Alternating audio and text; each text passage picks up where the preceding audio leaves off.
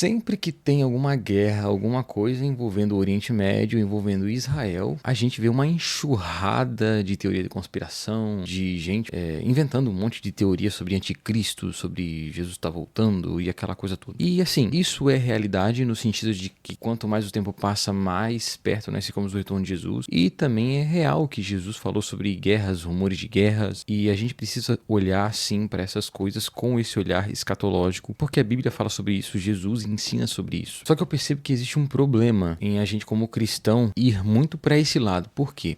Porque ao mesmo tempo que a gente não pode ir para o extremo de negar totalmente a realidade de que Israel é um povo peculiar, de que Deus tem promessas para aquela nação, para aquele povo, né? Eu não sou aliancista, eu não acredito que a igreja substitui Israel no sentido de que todas as promessas que eram para Israel agora se tornam da igreja por causa da rejeição do povo de Israel, porque a Bíblia diz, né, que alguns ramos foram quebrados para que nós pudéssemos ser enxertados nessa árvore e agora fazer parte da bênção que flui das raízes dessa árvore. Ou seja, a gente foi enxertado como gentil, essa oliveira verdadeira. Então a gente foi incluído na família de Deus, nesse povo, porque inclusive o apóstolo Paulo fala na carta aos Romanos, né, que se a rejeição do povo de Israel foi bênção para o mundo, no sentido de que a mensagem da salvação de Deus encontrou a nós, quanto mais será a aceitação deles ou a bênção deles,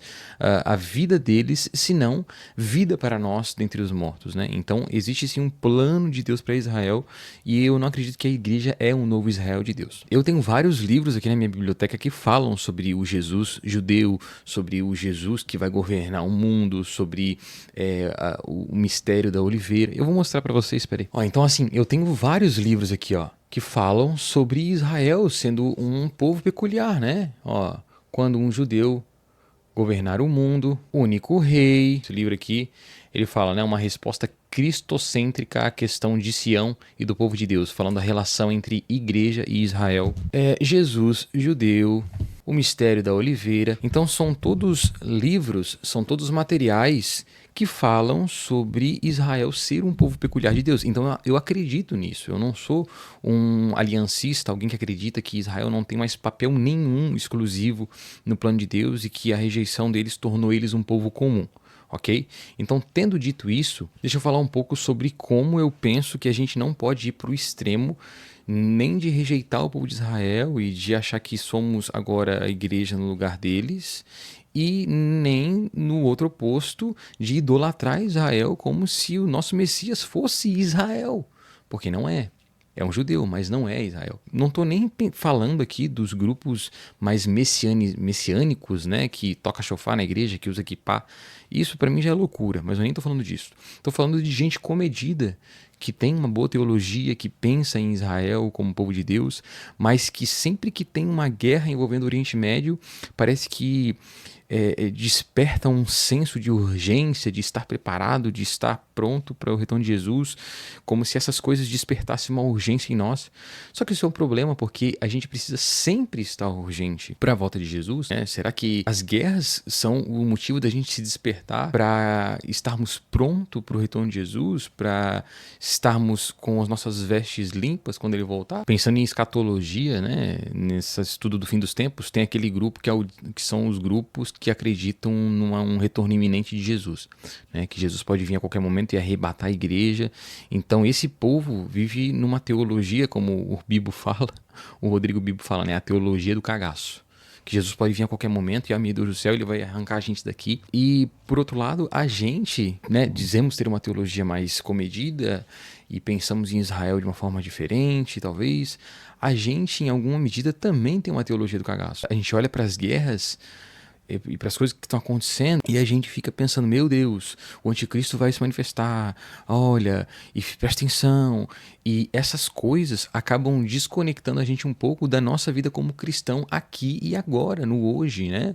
Na segunda-feira, em como eu lido com a minha vida aqui agora. Então, não que essas coisas não são importantes, são muito importantes, fazem parte da escritura, está na Bíblia, só que é um problema quando somente nesses momentos que temos essas coisas acontecendo, a gente gente é despertado para essa urgência escatológica de estar prontos. Então, eu acredito que a gente precisa tomar cuidado, porque a Bíblia, inclusive, vai dizer que quando nós ouvirmos falar de paz e segurança, então virá uma repentina destruição. Então, se a gente só está com esse sentimento de urgência na nossa vida, nos momentos em que existem guerras e rumores de guerras, talvez isso denuncia que nos momentos em que existe paz ou de que não existe guerra, a gente não está preocupado ou não está atento nesses momentos.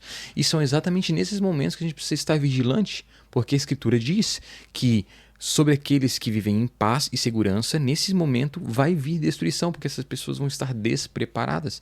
Então, o chamado para nós como cristãos não é estarmos histéricos por causa das guerras, não é estarmos com medo ou apavorados, mas é estarmos preparados, tanto nos momentos que tiverem rumor de guerras, quanto nos momentos em que tivermos a nossa vida normal, sabe? Que não tivermos rumores de guerra. E conectando a isso, eu acho que a gente como cristão, principalmente no nosso contexto brasileiro aqui, a gente precisa olhar sim para o Oriente Médio, para as questões envolvendo Israel e orar pela paz em Jerusalém e orar para que Deus estabeleça a vontade dele e que ele conduza tudo, porque ele é Senhor de tudo e ele está controlando tudo. E a gente precisa conectar essa realidade à nossa vida cotidiana aqui. Eu preciso que o Evangelho de Jesus, ele impacte e mude a minha vida na segunda-feira. Então, muitas vezes a gente pode acabar utilizando essas coisas que existem, né, dos conflitos no Oriente Médio em relação às guerras e os rumores de guerras e acabar pautando a nossa vida e a forma que a gente vive, no sentido de gastar todas as nossas energias nisso e de uma forma desconectada da nossa vida aqui e agora, entendeu? Da segunda-feira, de como eu sou cristão na vida prática aqui, de como o Evangelho de Jesus afeta a minha vida aqui e não só na minha vida, mas como que isso atinge outras pessoas à minha volta, como que eu vivo o Evangelho nas circunstâncias da minha volta, entende? E fica só nessa coisa distante, nessa coisa mística do futuro, daquilo que vai acontecer, e acaba que o agora aqui fica de lado. A gente lê as notícias, a gente ora, a gente vê o que acontece, mas a gente desliga o computador, desliga a TV e vai no mercado, vai encontrar alguma pessoa, vai falar com alguém, vai viver a nossa vida normal. Amanhã a gente vai trabalhar, vai para a escola, a vida continua. E eu tenho pessoas da minha comunidade que precisam de ajuda, é a mãe que tem o filho nas drogas, é o marido que está saindo de casa, é a mãe que tem dificuldade com os filhos pequenos e é sozinha. Enfim, tem várias circunstâncias que a minha vida como cristão tem que ter um toque prático. E às vezes a gente fica muito nesse campo etéreo e gasta muito tempo nisso. Não que não é importante, mas existe um equilíbrio que tem que ter aí. O nosso papel como igreja para com Israel é orar por Israel e pedir que Deus conduza. A gente não pode fazer nada além disso. Nada além disso. O nosso papel é orar e ter uma vida prática, ser um cristão prático na vida prática, entende? E daí fica nessa loucura do Donald Trump e se não, mas o anticristo é do mundo islâmico e a gente gasta as nossas energias nisso e o essencial, o prático, aquilo que toca a vida real das pessoas que às vezes nem sabem dessas coisas, fica de lado, entende? Então eu só queria comentar isso com vocês e porque eu acho que é algo importante, é algo que a gente precisa levar em consideração. Então se você gosta de conteúdos como esse, de reflexão, de comentários, gosta de conteúdos sobre Bíblia, livros, teologia, vida cristã, não esquece de se inscrever no canal aqui. Curte esse vídeo aqui pro YouTube me ajudar a divulgar para outras pessoas, tá bom? Eu tô buscando ser assíduo aqui com vocês, tô buscando estar sempre aqui compartilhando. Se você quer me seguir no Instagram, lá também eu indico livros, sempre tô indicando livros lá, beleza? Deixa o teu comentário aqui embaixo e me fala o que você acha sobre isso tudo, sobre essa loucura das teorias da conspiração que existem por aí. Enfim, eu quero ver a tua opinião, beleza? Deus te abençoe e até o próximo vídeo. Eu vou dormir, que tá frio.